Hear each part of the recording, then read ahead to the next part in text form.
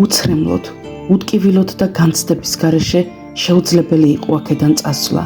მეც ერთი ტკივილიანი ლექსით დავემშვიდობე ხანცდას და ასე ცრემლები და გულისტირილი არ შენელებულა ჩვენს მეგობრებშიც. ჩემო ძვირფასო მეგობრებო, ჩვენ ახლა კლარჯეთში ვართ, კერძოდ ხანცთაში. ეს ის ტაძარია, რომელმაც მე ვფიქრობ, რომ გადაარჩინა საქართველო. თავისი რწმენით, თავისი განათლების კერებით და გრიგოლ ხანძთელს უკავშირდება.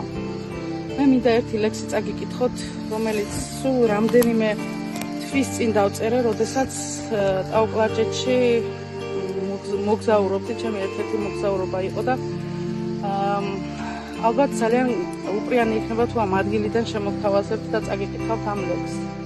ბიარები ვეწვავ ხიდებს თამარ მეფის ნატერფალთან, გრიგოლ ხანძთელის საძვალეს ბაგრატომანთან ნასახლართან, იმათ შვილის შვილთან, მათი სკივრის შემნახველთან, ნეტავ იმ ძველ საქართველოს, ჩემი თვალით შეგახედათ.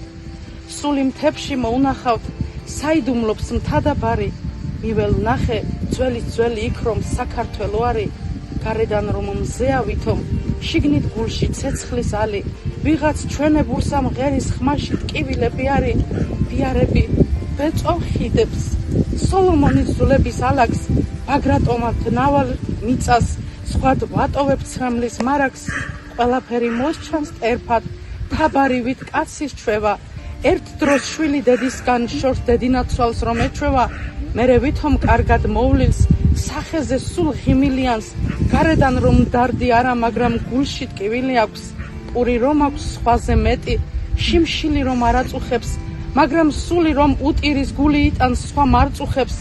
ასეთია საქართველო, იქ მთებში რომ კვნესის მღერად, საზღვრის იქით ჯერ ქართველმა უტკივილოდ ვერ იმღერა, მე სულ ფიქრობ მათი ზნემჭირს, უამცაოდ ვერ ვიქნები, იქ რომ მივალ, აქ რომ მოვალ. უცხო არ ვარ, ამ სამშობლოს გეფიცებით.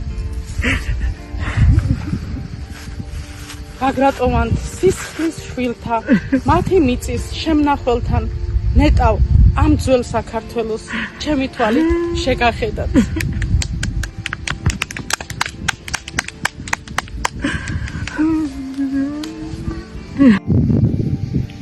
მეგობრებო, ეს ემოციები გვჭირს თითოეულს. და მე მგონი სხვანაირად არ შეიძლება. მე მგონი სხვანაირად მართლა არ შეიძლება. ჯერ ძლივს ამოვედი აქამდე და რომ მოვედი და არა მოსულიყავი, ალბათ თავს არ ვაპატიებდი. ეკა ჩვენი ძვირფასი ეკა სულ ტირილით ავიდა და ჩამოვიდა.